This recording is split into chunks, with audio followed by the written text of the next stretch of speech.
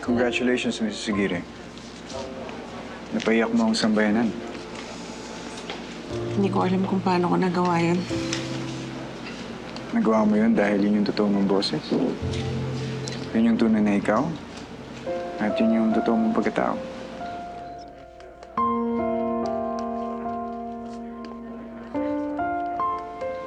Salamat, attorney.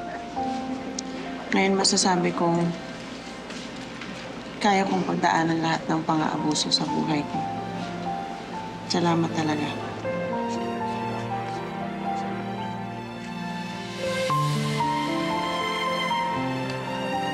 Tutulungan kitang makalaya sa kuko ng mga lalaking umaabuso sa iyo, Mercy.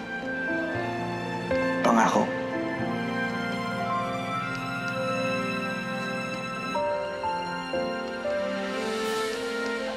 Salamat po. Carlo J. Caparas, lumuhod ka sa lupa. Weekdays sa Hapon Champion.